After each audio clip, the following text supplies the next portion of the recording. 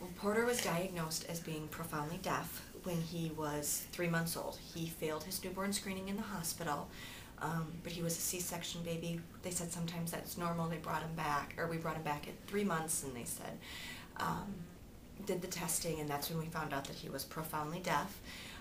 We met with Dr. Driscoll the same day we found out, and he just kind of outlaid some different options for us. They could not do an MRI on him until he was 9 months to see if he was a candidate for cochlear implant surgery or not. So in that 6 months time of diagnosing at 3 months and finding out if he's a candidate at 9 months, we had this kind of downtime to research cochlear implants and schooling options and what we wanted to do. It was devastating. It was absolutely devastating.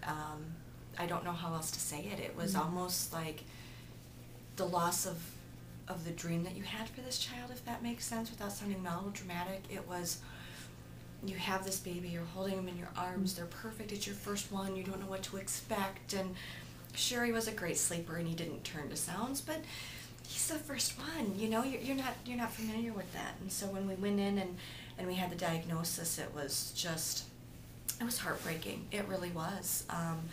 And so, like I said, we did the research and really learned a lot about what our options. We went through trial of hearing aids, of which had no effect whatsoever because he's profoundly deaf. And then at 9 months we found out he was a candidate. At 10 months he had his first surgery done, his first implant done on his right ear, which was amazing. We started speech therapy as soon as he had the implant done, and has just done awesome. At 3 years we went and did the second implant and had that put in, and he's just taken off. I can hear pretty well, but not like all the way perfect. And school's going very well. I like it. A little bit, not too much. And I like visiting with my family. And I'm glad to be here. And what else do you like to do? What else do your CIs let you do? What do you like to do with your DS at night when you're settling into bed? I like to listen to music on my DSi. And you like to sing along with it? This is so amazing. This department, it blows my mind away.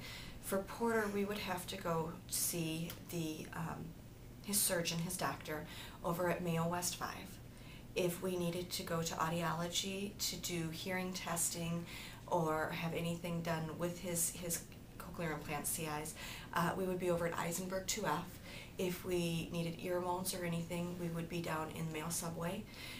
So we would be all over the place, and then it would come down to, what are we doing again today? Where am I at? Where do we need to go?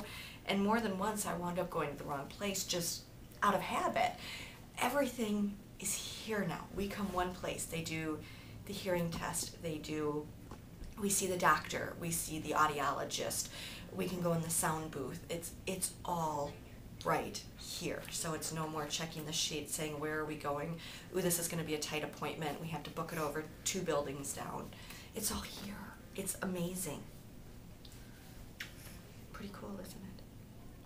Well, I'm very fortunate in that I'm part of the, it's called the ENT One Voice, and it's an advisory committee for pediatrics that I was asked to be a part of through Porter. So being a part of this group, we were able to come up and look at the space as it was being built, and over a few month period of time we would come up and we would look at it and do a walkthrough, and they'd say, this is where this is going to be and this is where this is going to be. It's like, you're kidding me, the sound booth is right across from the office. This is amazing. And seeing the excitement and seeing how things were going to be laid out and really be able to be a part of the planning, like, this is going to be here, this is going to be here, what do you think? It's like, well, that's great, but what about if you need a TV here? And one of the women on the group is so brilliant. She's like, well, what if you did one here and one here or something? And they listened, and it's fantastic. So it was really great to be able to be a part of something where you felt like your voice was listened to, which is really what this group has done, is really listened to the parents who spend a lot of time sitting here. What do you think of the waiting room out there? Remember when we came up and we did your new maps, your new programming, and we sat there for about 20 minutes? What'd you say to me? I want to come back. You want to come back? Mm-hmm.